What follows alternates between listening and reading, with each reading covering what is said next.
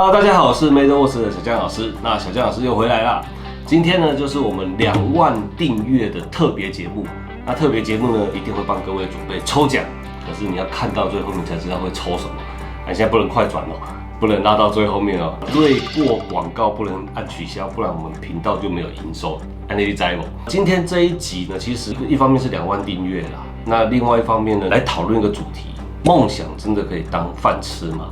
那当你拥有200万的年薪，跟一个前途仍然就是似乎很迷茫又有点曙光的这个创业，这么大的赌注，你敢去赌吗？那我们今天就来分享一下创业的这个甘苦谈然后也让大家重新认识一下小江老师，因为有些朋友呢，他们很早就认识我了，5、6年前就订阅我们的粉专。那有些朋友呢，可能是比较年轻的都只有 YT IG 甚至没有 FB 的账号的小弟弟小妹妹。好，那今天看小江阿北是怎么走过来的。第一段呢，就是为什么我们会选择模型这个来当成主要的工作。这个回到我小时候，我国中的时候常常在家里没事做嘛。然后就有一个叔叔拿了那个欧多拜的模型送给我做，所以说从国中的时候呢，我就开始玩模型。那当时反正乱玩乱做，就把它做起来，然后买那种喷罐把它喷完，有颜色就可以了。那一直到现在为止，应该可以说我们已经玩了40岁减15岁。25年左右的模型，比我年纪都还大。对。后来玩的比较专业的时候，就是我师父冰人带我入坑嘛。那个时候我才21、2岁吧。有一件事情一定要提到，因为这件事影响了我一辈子。我那时候去参加了一个台湾的模型比赛，那高手云集。我在23岁的时候拿下了全场的这个金赏，也就是冠军。为什么要讲这件事？因为当时我拿了奖以后，我觉得，哎呦，好像自己很厉害。不可一世，就觉得我就是很适合这个圈子，可以利用这个得奖以后呢，让自己飞黄腾达。马上呢也有杂志社来访问说你为什么会得奖你得奖什么为什么喜欢做模型什么巴拉巴拉巴拉很多。结果这样子过了1、2个月以后，你发现虽然你得奖，可是事实上并没有厂商会找你什么业配啦，或者是说职业模型师那是什么东西在我们那个年代。根本就没有这个名词你想要靠这个吃饭，几乎是不可能的。你做代工，一台 MG 这个那时候工钱只有3000、5000就已经很了不起。那后来我就觉得好像没有办法把这件事情当饭吃，然后也跟那时候的女朋友已经是前不知道前几个女朋友抱怨，就是说你看这个圈子就是这样子，没有前途。你不要玩。那个时候呢，有另外一个人，他也在我们那个时代非常的辉煌，只要他出来，他就会得奖。那我出来，我也会得奖。那个就是我们北俊桥南帅江的时代。你们虽然看我现在胖胖的，小江老师年轻的时候也很帅，好吗？为什么现在变这个样子呢？戒烟那戒烟会一直吃嘛，然后现在就变得比较福气。后来我们发现。开频道好像吃得多胖或者是多瘦都没有人会在意。那为什么会提到乔老师这个人呢？其实我们也是有很大的渊源在我们同样得奖的这个时代，我曾经想放弃过模型这条路，但是呢，他从那个时候就一直坚持走模型的路到现在。那他就往左边这个模型的道路迈进。我们右边这边呢，就是我们大学的时候放弃做模型的，我去考硕士。那考了硕士以后，我还去考博士。虽然看我这样皮皮的，可是小江老师是机电整合研究所博士班的学生。那后来为什么不是了呢？有一天我在上高等工程数学，然后老师在上课的时候，我突然有一种怀疑人生的感觉。学微积分已经用不到了，学公数已经用不到了，我现在学高等工程数学，我要算什么？然后我那时候突然觉得，我到底在做什么？为什么我会这样子去钻研这些学术，然后这些我一点兴趣都没有的事情？所以，我就迈入职场。那迈入职场以后呢，我一开始是去那个做医疗器材嘛，做一做，认识了很多这种金属加工塑胶射出就是五金行业的各个供应商。那也是从那个时候我们开始有经营 MAD 的副业，可是呢，我还是做得很不开心，然后那个薪水又很少，大家都知道嘛，我们现在薪水算不好的时代，那我就去当台干，我们管上千人哦。这时候我第2次怀疑人生哦，不是，应该第3次，我总共有3次怀疑人生。其实高等工程数学是第2次，第3次就是我看着那个 WiFi 盒啊，每天这样子几千个产出，然后我就觉得，我的人生成就难道就是看着这些 WiFi 盒不断的产出，然后一直到50、60岁，然后没有办法做自己喜欢的事情？我就仔细的思考了一下，刚刚好这个时候我的那个主管他把我调去越南嘛，大家都知道我之前在越南坐牢，他就问我说，你有没有兴趣接厂长这个位置？那厂长相当于就是副总，也就是说整个越南厂你最大啦，然后你下面有很多越南的小美眉每天陪你上班，然后你一坐下来就有10几个人哦，你要喝饮料啊，吃什么啊，嘻嘻哈哈很开心。但是其实不是这样，电子厂的工作压力真的太大，就是从早上你那个机台只要停10分钟没有产出，那可能影响的是几百万的业绩哦。这种压力下，叫我去选择说你要当主管。其实那个时候我们主管不知道我有这个副业。那我知道，我一旦接了这个主管，我就没有办法再顾 MAD 这个品牌，所以这个慎重的决定呢，我就觉得或许我们可以放手一搏回来试看看，所以我们就第1年回来经营。接下来呢，刚好我们模型的这个代工部门人手不够，我就在 PTT， 各位有在上 PTT 的网友，不时的请你放出很好的作品，你就会被我们这种星探挖掘到。我就发现有一个小弟弟做了一个无限纬度的莎莎比，很帅哦，现在应该叫玉娇乐园的莎莎比，很帅。我就打电话给他吧，我是先跟他加好友。那加了好友，有一天他就问我说：“请问你是小江老师吗？”我说：“你是谁呀？”就是我加他的，我还不知道他是谁。结果后来就去翻他的相簿，哦，他就是做莎莎比的弟弟。然后有一天我南下出差，然后我就回来，我就想说啊，不然去看一下他这个人有没有办法成为我们的代工师傅，在哪里啊？云林。哦，云林，对。然后我就开去云林了。我很喜欢测试人性，你知道吗？我第一次看到他，我就想说，如果第一次见面我就刁他，那这个人会有什么样的反应？然后我就开始讲啊，你这个作品还可以的，但是你看这里怎样怎样，这里怎样怎样怎样，你用舌尖这我就会这样，我就会一直挑你这个作品所有的缺点。结果，他竟然虚心的接受，而且愿意上来这个北上，然后跟我学一些模型的技术，要精进他的这个功力啊，然后他就真的上来了。那你们有看到我们有一集那个战斗暴龙兽，就是那个小弟弟，下雨天骑脚踏车从云林骑到台北的那个小弟弟，对吧？你从云林嘛？对啊，可是不是骑脚踏车。好，对啊，你后来坐高铁，然后事情就这么开始了。其实那时候开频道，我觉得这一个人做怎么可能做得起来啊？然后我那时候就刚好要做下一集，我就说我们把我教你的过程录起来，然后我就一直支焦。就对不到，然后他就说，我帮你看一下，然后他就摸2下，就对到焦了。我说你会摄影吗？然后他跟我说，他之前是做婚摄，就这么巧，我们本来需要一个代工师傅，竟然遇到了一个会做婚摄的小弟弟，理所当然的就成为我们 MAD 的摄影师。他还是机械系的，所以像我们这个工程啊，要包装啊，要画图，他都会，所以算是运气不错。那做着做着，你看我们现在频道大概有40部影片，那素质也慢慢的越来越好。那你看我们这个剪辑软体也买正版的，连配乐这些都是买正版的，就是代表我们其实很有心要去经营这个频道。但是我相信很多人以为 YT 的收益很高，我可以给大家看一张表，是我们经营了半年的收益，总共是100多块美金。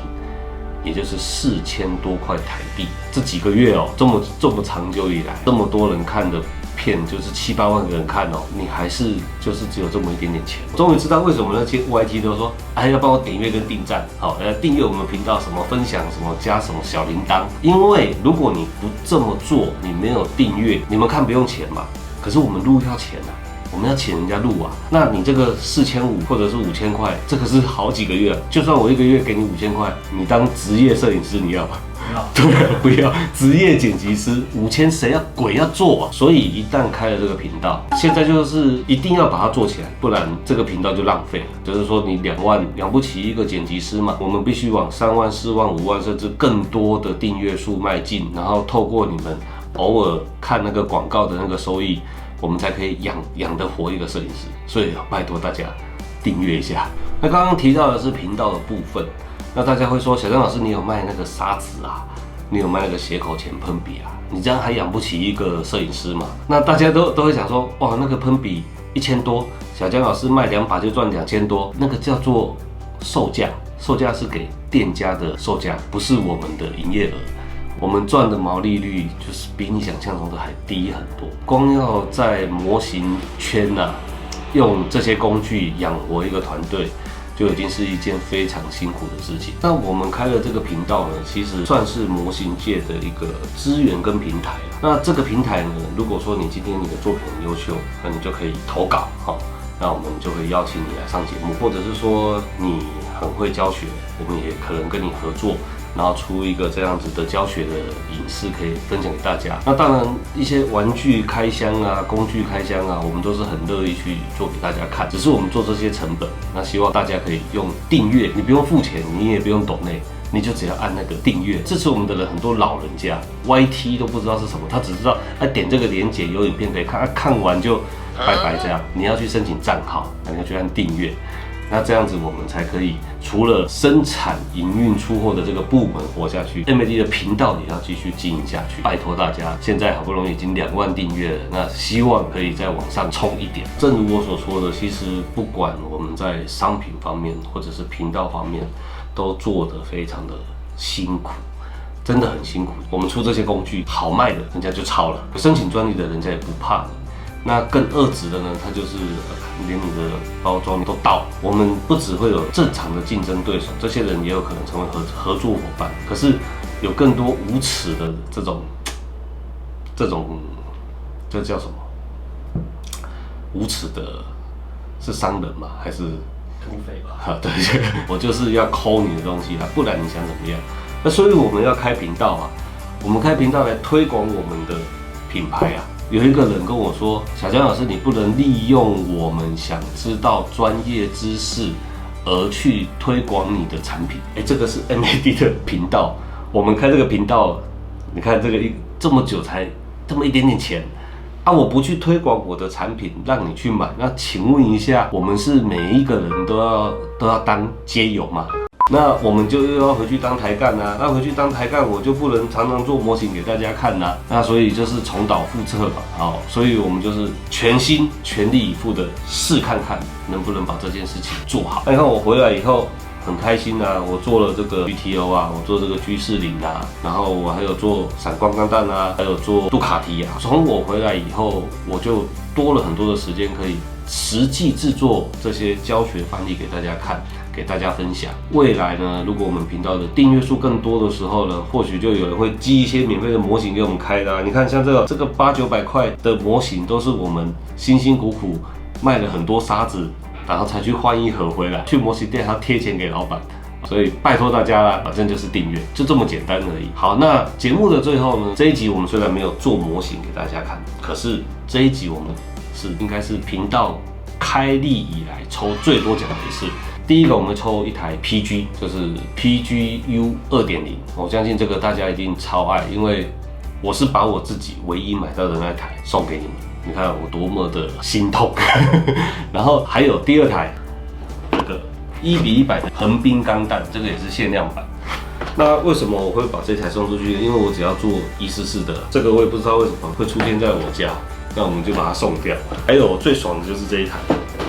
福音战士，为什么会有这个福音战士初号机可以抽？这里边就要感谢那个虫先生，因为他上次来做的时候，他被我凹走了，那个真的凹走了。你们到时候到我的家里就可以看到他的作品。再抽10个人，就是我们 MAD 的工具海绵沙子啊，干不要抽沙子，因为很多人靠北说干一天到晚抽到沙子。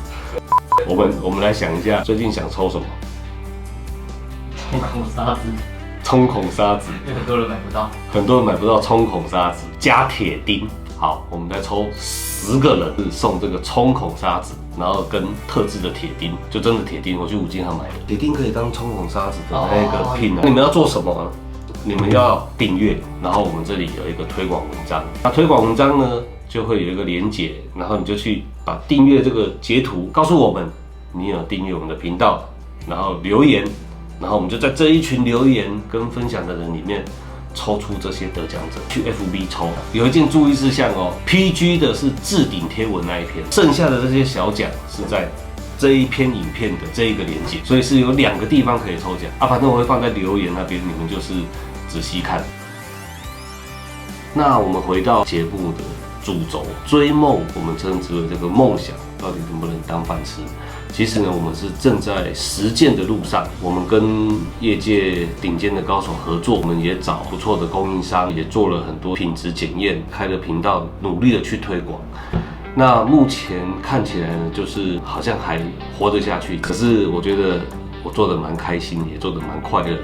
然后尤其是有时候我会去外面办一些推广课程，然后实际跟摩友面对面的这个交流啊，也让我感觉工作的乐趣、生活的乐趣提升了很多。也不是说做这些事情一定能活得多好啦，但是至少我是在做自己喜欢做的事情。可是大家不要忘了，当小江的老师投入这个领域的时候，已经在外面工作了10几年，然后存了一点点钱，才有办法试看看。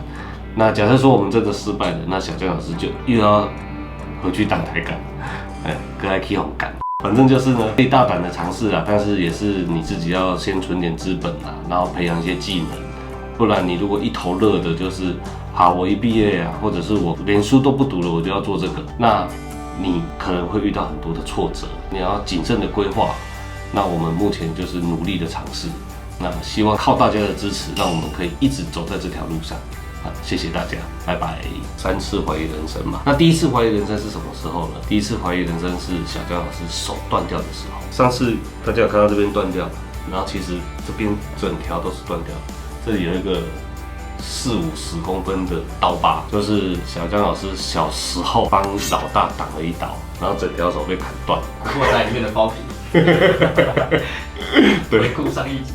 对，请回顾上一集。小江老师那时候就是台湾版的古惑仔的黑包皮，因为比较黑。可是那个时候我跟你讲，我心里面只有想一件事情，我的手断掉，只要让我能做2件事，第一件事就是骑重机，第2件事就是还可以做模型。所以你看，我当时就把这个模型放在心里面，就是一直是第一位。虽然这是片尾，那还是记得啊，要干嘛？知道了哈。拜拜。